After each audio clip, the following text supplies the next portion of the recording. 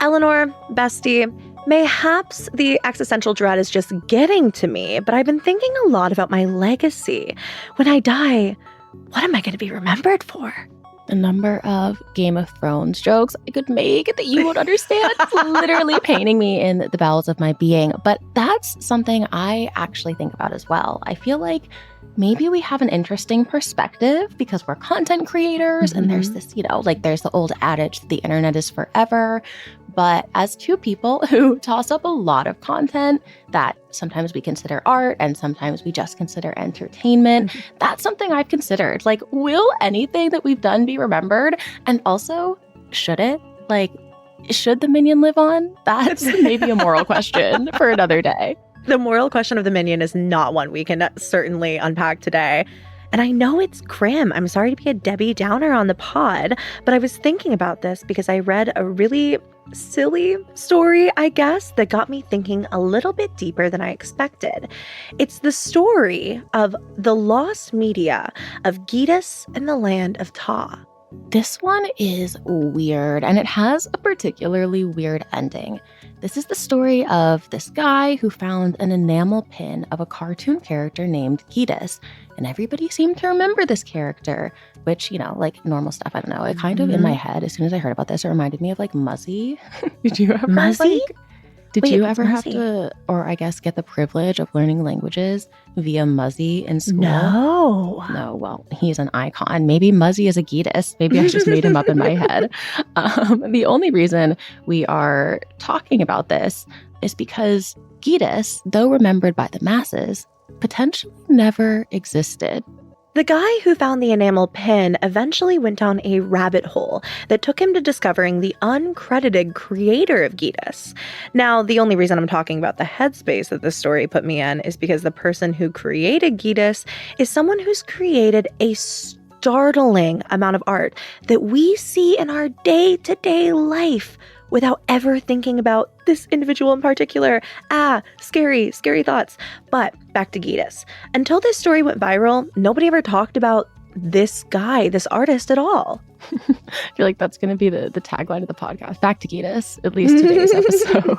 But yeah, like, speaking of legacy, essentially when he stopped creating and because he wasn't a public figure, people just didn't really talk about him. I know we've gotten off to a bit of an overwhelmingly existential start, but I do think that today's episode, as an investigation into Gitas and the land of Ta, is kind of a way to honor this artist, to keep his work alive. That sounds amazing. I am a lover of art. I am a respecter of artists. And Gitas is like high art if I've ever seen it. Let's do it. Gitas the camp.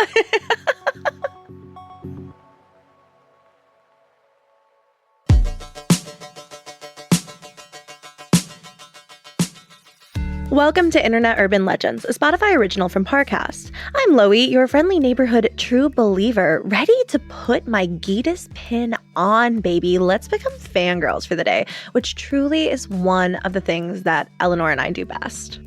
And I am Eleanor, newly coined Gitas aficionado. I feel like Gitas is, though not a cryptid, high up in the list of contenders for most iconic characters we've ever discussed on this podcast.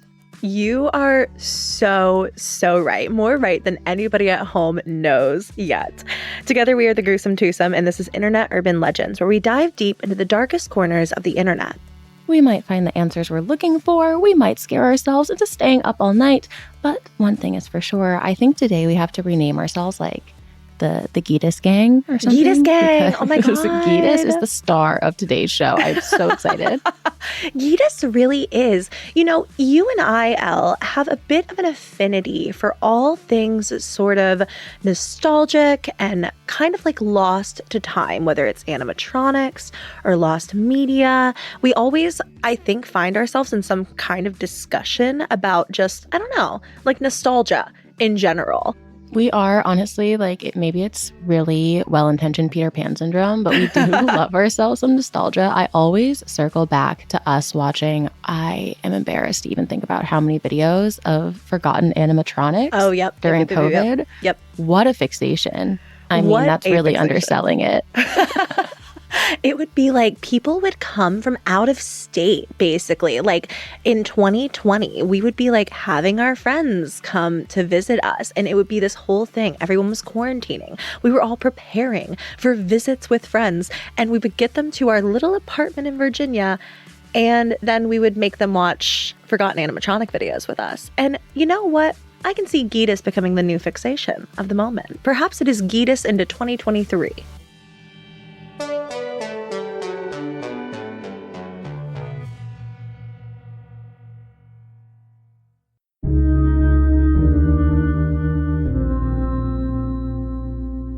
So what is Geetus? Who is Geetus? I mean, that's really what all the big publications are asking.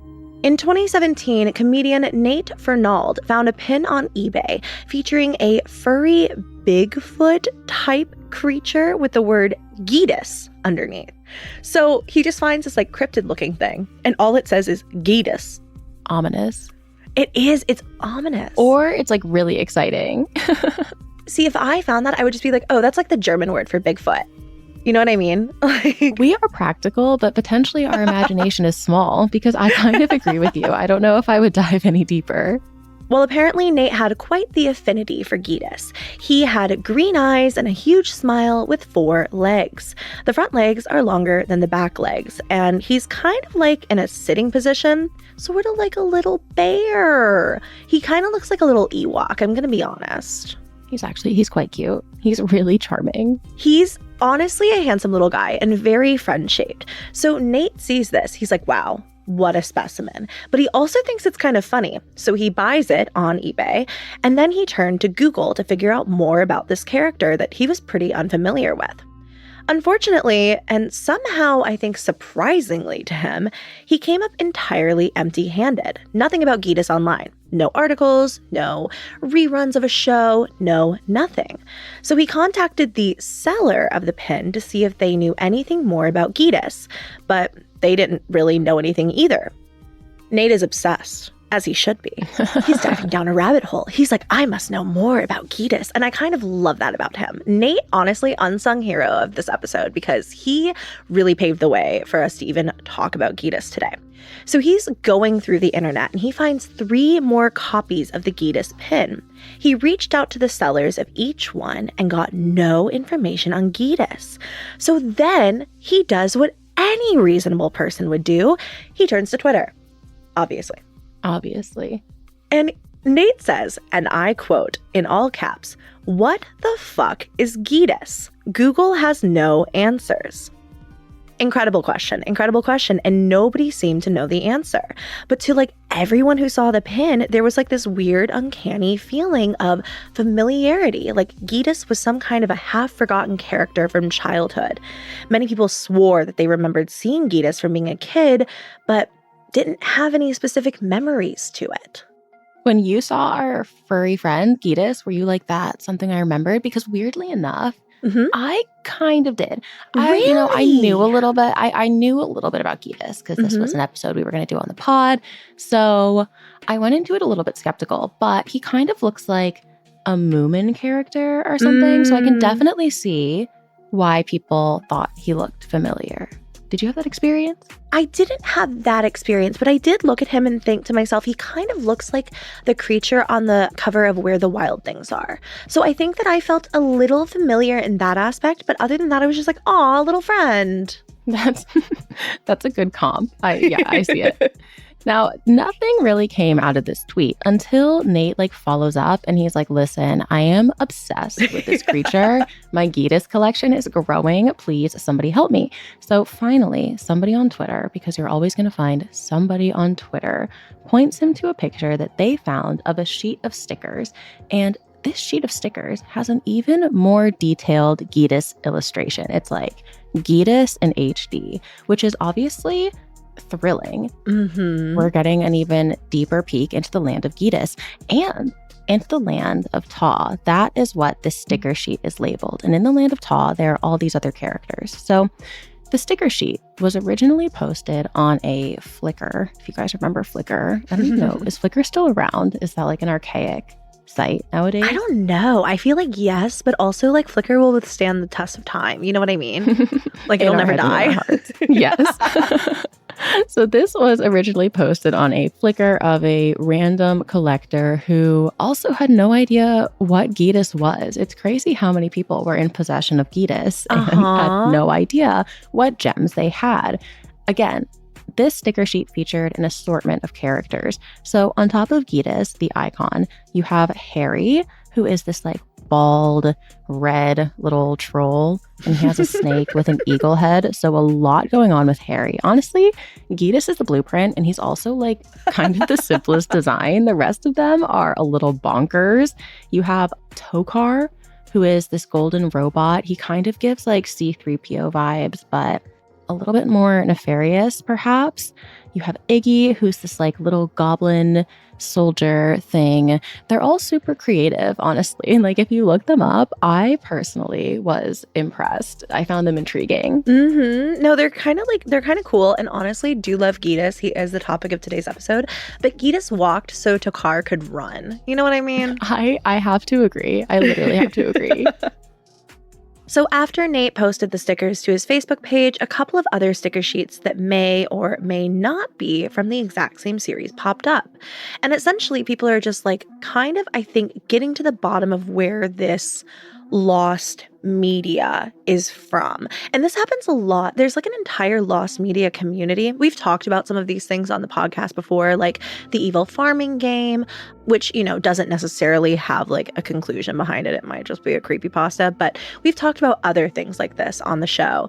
And this community, just like they're wild. I swear to God, if I ever go missing, please get the lost media community behind the case because they can find anything. That's like an existential question. Like if you went missing as a human being, could the lost media community investigate the missing media of Loey Lane? Are those separate? Are they the same? Are you one entity? Oh no. Oh dear. Oh God. Okay. Can't start thinking about that. Back to Geetus.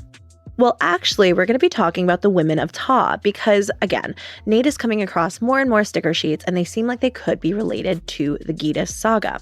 So one of these sticker sheets is labeled the Women of Ta, and this features busty female warrior monsters, queens, slay, and it also had familiar and similar branding to the land of Ta. The art style was a bit different, but the name and the company making these sticker sheets were the same. According to the small print on the sticker sheets, the Land of Ta stickers were created in the early 1980s by the Dennison Company, which today is known as Avery Dennison. Back in the early 80s, they produced a variety of stickers, ranging from sheets of zoo animals to those old Christmas sticker sheets that they used to sell in malls back in the 90s, if y'all remember that. All of this seemed to point to the Land of Ta being some kind of lost or forgotten fantasy franchise. And for a while, this is where our story seemed to end. But this is Internet Urban Legend, so obviously that's not where we end here. A community of over 16,000 people popped up on the Geetus subreddit, which I find amazing. That's like quite a large group of people who were equally intrigued by this little sticker. But unfortunately, there were very few leads there. Sometimes there would be Geetus merch that would pop up on the subreddit, which was always an exciting day, but there were never any like new leads. There was never any new info on what Geetus could be or like where exactly he came from. So again, this is the internet. Obviously, people theorized about the land of Geetus, the land of Ta, those like busty women that Geetus is interacting with. Like, what is going on there? So theories ranged from, I think this is probably the most practical theory that popped up at the time for the information that they had. People in the subreddit assumed that potentially this was like merchandise for a canceled TV show or something, or like, I don't know, a canceled animated show. But obviously there was a tinfoil hat theory as well. I say tinfoil hat, but it's not that tinfoil, because we talk about the Mandela effect all the time. That is right. This is potentially an example of the Mandela effect, people thought. So we've talked about the Mandela effect here on the podcast before, and it's, I would say, would you say it's like one of the, maybe our generation's most popular conspiracy theory? Would you say that's accurate? I think that's actually a really accurate take. Yes, I do think it's like specifically like millennials. I think that it's like our most popular conspiracy theory and is so deeply rooted in like the idea of nostalgia, which for some reason millennials just like exist in. Oh, we eat it up. Honestly, like we literally eat it up. That and like 9/11 conspiracies, but those are controversial, obviously, and quite varied. For some reason, there isn't much pushback on the Mandela effect. Yeah. Like, weirdly enough, I feel like most people I encounter are like, yeah, that could make sense. It's crazy. So if you don't know what the Mandela effect is, I really envy you and I envy your life. And I'm also about to ruin it. So the Mandela effect is this idea that people in this timeline have the collective memories of something happening in another timeline. So the biggest example is the namesake of the theory, this idea that thousands and thousands of people remember Nelson Mandela dying in prison, which is something that very much did not happen. And the idea is like, maybe this is something that happened in an alternate timeline that people are, remembering now. So again, the Mandela effect is super popular. You've probably heard like the Berenstain Bear theory, one in the same. Have you ever experienced the Mandela effect, Loey? Yes. Has any of them ever like hit you? Yes. Okay, tell me more. And I'm so curious what yours is, because we've talked about a bit. We are only like 3 years apart in age, like 3.5. But sometimes I feel like the media that we consumed is so different because of that age gap. That's true. And I say this, and it wasn't even media that was my biggest Mandela effect. It was Chick-fil-A. I grew up in the South. I grew up in Georgia. I looked at Chick-fil-A's on like an hourly freaking basis. I lived on a farm in rural Georgia that supplied 70% of the chicken for Chick-fil-A's all throughout Georgia. Chick-fil-A was spelled C-H-I-K. Chick-fil-A. There was never a C. It was spelled chick. And then it's weird because people online, this is like a common Mandela effect. And I remember seeing Chick-fil-A spelled properly, like the word chick. And I was like, did they rebrand? I thought it was like a KFC moment.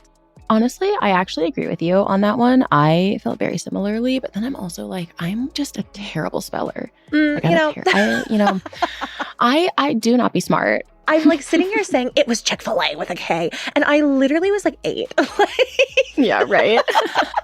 I think mine, and this is still, I'm like, I don't know if this is the Mandela effect or like just insane marketing or what it is, but the fact that Cheez-Its are just called Cheez-It, like the box is just says Cheez-It.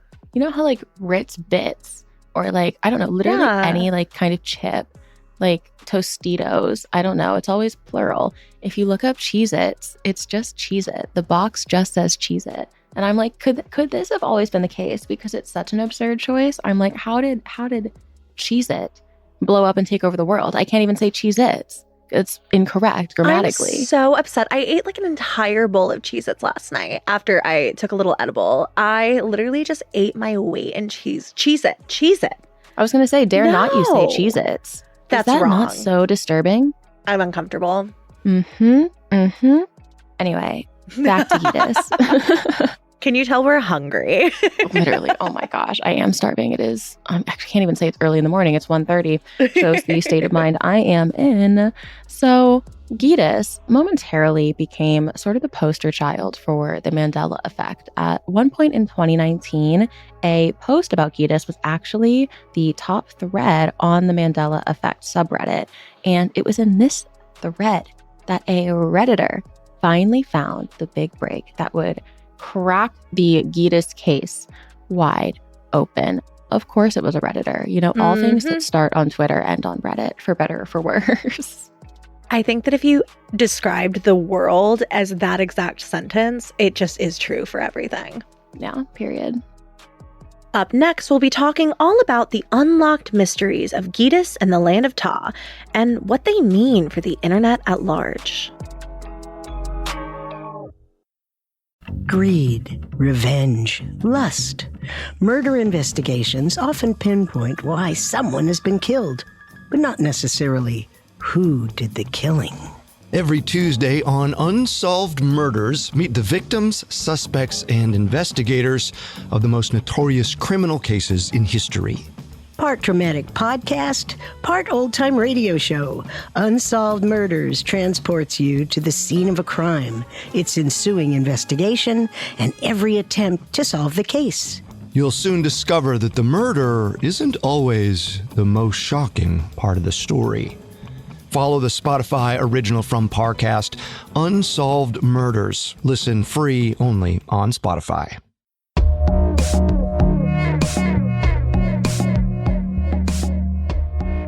So, taking y'all back, we're still in the year 2019, okay? COVID is not even a thought on anyone's mind. Eleanor and I were daydreaming up the concept for this very podcast and going to Las Vegas. And all the while, Gitas is out there in the wild. I don't know why. I really felt like I needed to enjoy He it. was. He was really there. was. Elle, he was there. Just narrowly evading capture. He was in Vegas with us, actually, just sulking around our room. That would be the most plausible explanation for our Vegas escapades.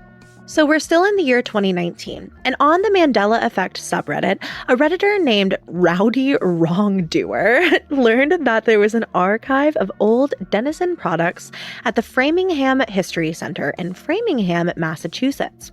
Now, Rowdy Wrongdoer, which honestly might become my alter ego, Rowdy Wrongdoer. I just assumed this was you. It kind of is. Now, this might be my alter ego, but Rowdy Wrongdoer on Reddit is actually named Clint. So Clint reaches out to the Framingham History Center in Framingham, Massachusetts via email. And he's like, hey, we've got a mystery on our hands. And surprisingly, at least I think, he receives a response. Clint was given a catalog featuring the Gitas sticker sheet, and he posted his findings.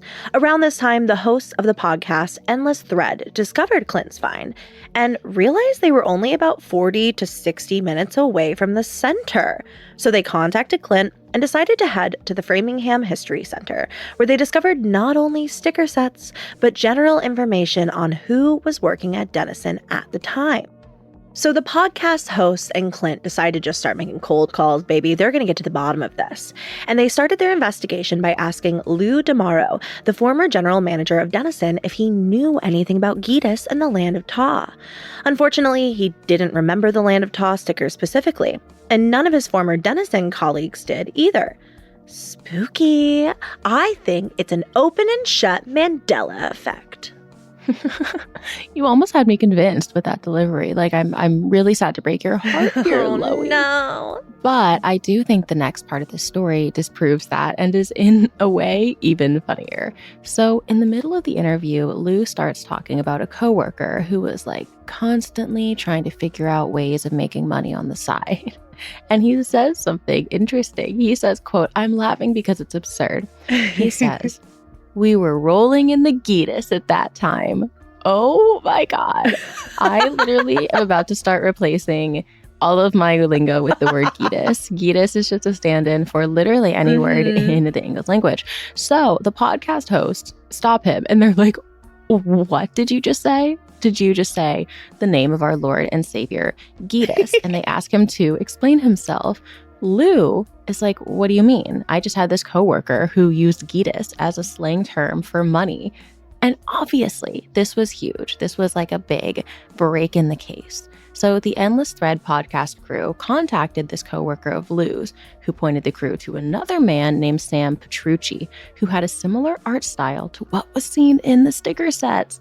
Obviously, they knew they were inches away from solving this case, but...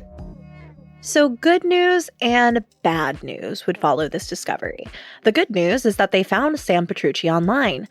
The bad news is that they found him through his obituary. Sam had unfortunately died in 2013, but he left behind 5 children. So the host started making some cold calls to the family. Can you even imagine?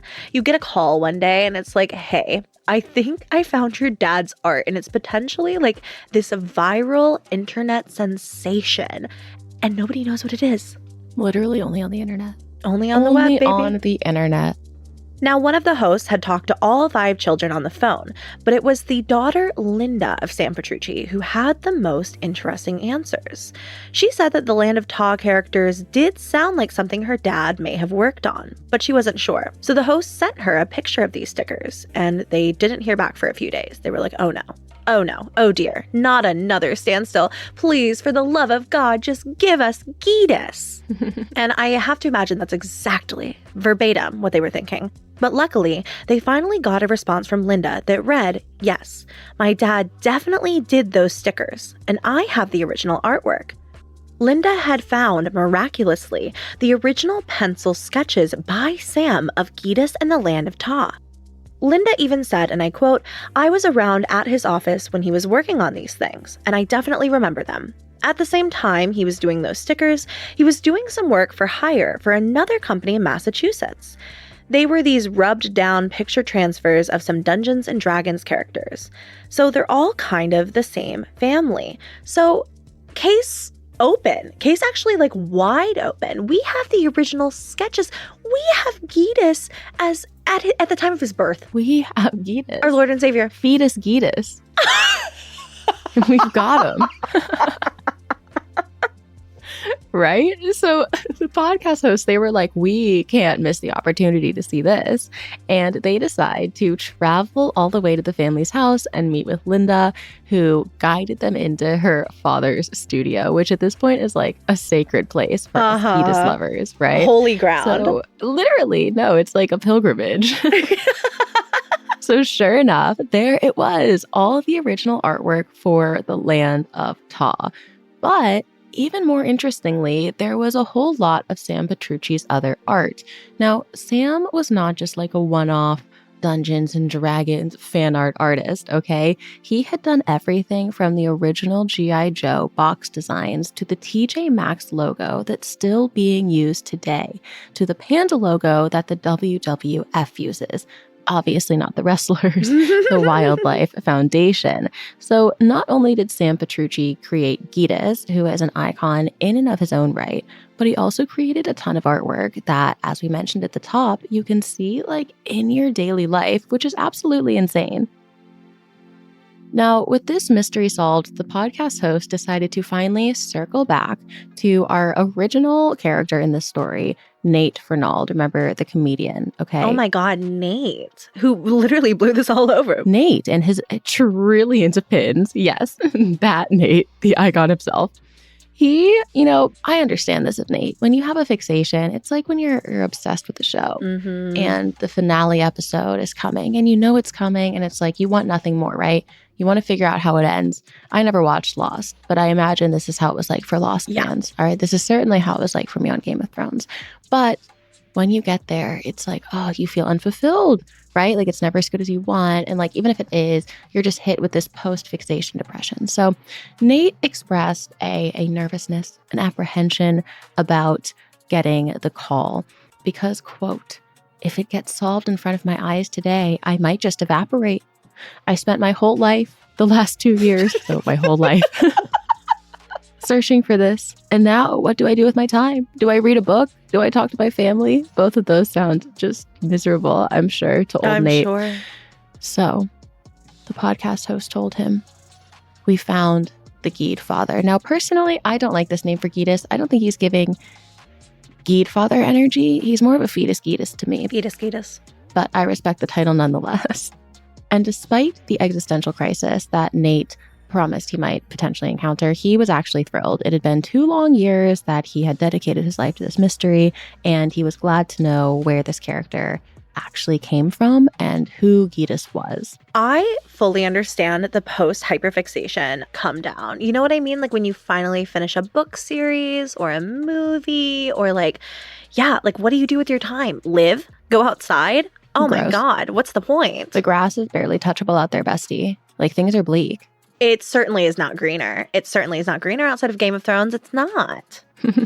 So, the end, right?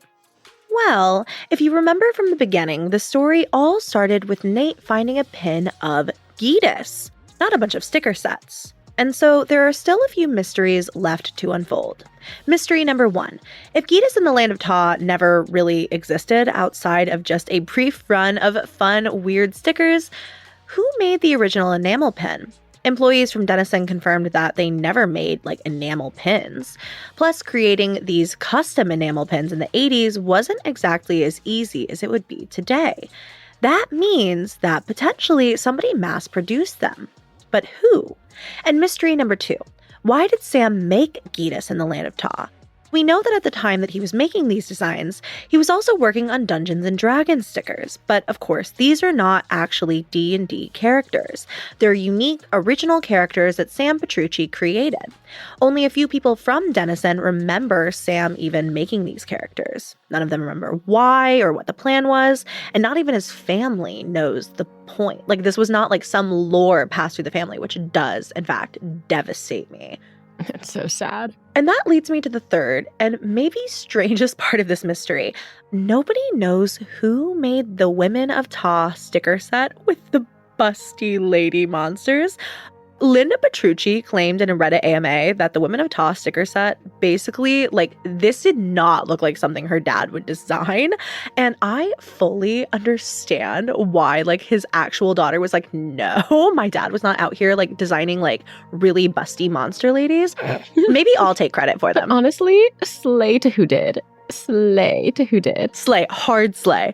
So she thinks that finding out who did the Women of Ta, like, stickers, like this additional sticker set, could crack the case on all of these mysteries still surrounding Gidus and the land of Ta. Now, here at the end of the episode, why do we think the land of Ta originally came to be? If it wasn't like an actual project Sam Petrucci was working on, and this all came from his noggin, like, what was the plan here? It is interesting for something to launch with merchandise, like these stickers, and no show or anything to back them up. I mean, did I write Glee fan fiction? Mm-hmm. Did I write Harry Potter fan fiction? As a middle schooler, yes, I did. And did I also draw American Idol fan art? Mm-hmm. I sure did. Beautiful. Did I have any intentions to, like, mass produce them? No, I sure didn't. You know, like, I think, can we even put a cap on human creativity? I don't think so. Yeah. Gidus is a stroke of genius, and maybe he knew it. If Linda is right and it wasn't Sam, which if it was Sam, slay, but also if it wasn't Sam, also slay, it seems like somebody saw Gidus and was like, I want to set Gidus up. Like, I'm inspired by this art and want to create some art of my own. And I do think, again, if it wasn't Sam, that Linda's probably right. And there was somebody out there, one individual who, you know, at some point in time, the 80s, the 90s, who knows, saw Gidus and saw the other Land of Ta characters and decided to riff on it themselves and, like, mass produce Gidus pins. That seems to be the most likely scenario, right? I find it so interesting because I actually have a bit of a conspiracy about like just like why this stuff is out in the wild, why we have the pins and stuff. So I have this idea that maybe Sam Petrucci, and number one, what an accomplished artist who has so many like fascinating works under his belt. But it's clear, you know, he's designing logos, he's designing box art. He's a very like serious artist, I guess, in that capacity. Like, these are like big projects. And I have to imagine that as an artist, you still like to create things. So if Gidus, let's say Gidus is just like slaying around the office for like money, maybe Sam just like had a little bit of fun one day and designed what he thought Gidus might look like. I feel like this was a creative project from the mind of like a literal artist who maybe as he got into it was like, oh, this could be an interesting IP. This could be a cool intellectual property. And maybe, just maybe, he was testing out merch. Maybe he made a small run of the pins because ultimately we say they were like quote unquote mass produced, but there's only a handful of them found. I just think that potentially this was like a soft launch of a product or a project that Sam Petrucci was working on, and maybe he had buddies who were like, oh, I want in on this, let me design busty Women of Ta monsters. I think it was probably just like a cool collaborative thing, and it makes me kind of sad we'll never really see it in fruition. You know, I agree with you, and you're so smart for that. A genius in your own right as well.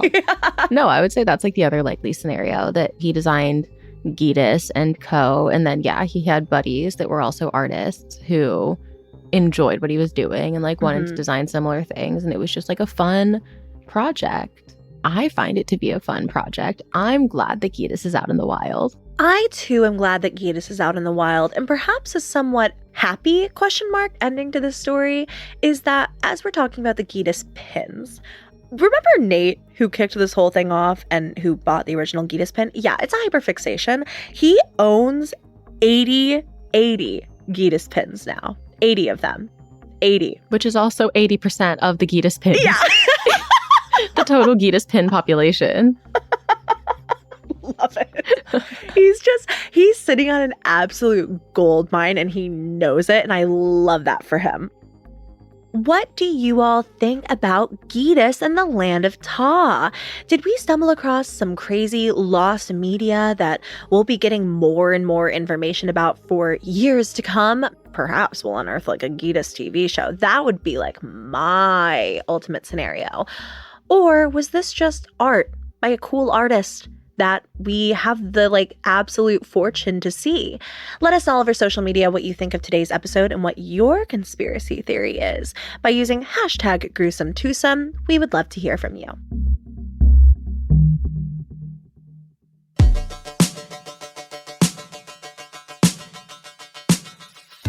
Thank you all so much for listening. We are once again your hosts, Loey and Eleanor, also known as the Gruesome Twosome, and we have loved this deep dive into the world of internet urban legends with all of you. You can find all episodes of the podcast, Internet Urban Legends, for free exclusively on Spotify.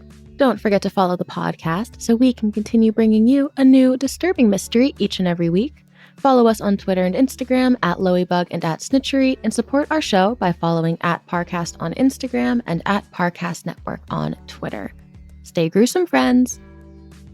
Internet Urban Legends is a Spotify original from Parcast. It is executive produced by Max Cutler from Parcast, Slash Management, and Ed Simpson, Fanny Baudry, and Leah Sutherland from Wheelhouse DNA. Sound design by Ron Shapiro, with associate sound design by Jamie Ryan. It is produced by Jonathan Ratliff, Gemma Waters, John Cohen, Kristen Acevedo, and Chelsea Parker, and is associate produced by Gitu Meira and Tracy Levy.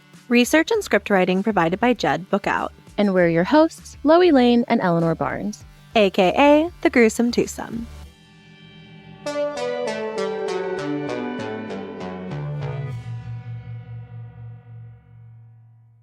Lack of evidence, poor police work, clever criminals. Whatever the reason, some murders remain unsolved. Every Tuesday, Unsolved Murders explores the facts of a real-life cold case. Part dramatic podcast, part old-time radio show. Join the ensemble cast of actors as they take you on an exhilarating journey through the crime scene and its ensuing investigation. Follow the Spotify original from Parcast, Unsolved Murders. Listen free only on Spotify.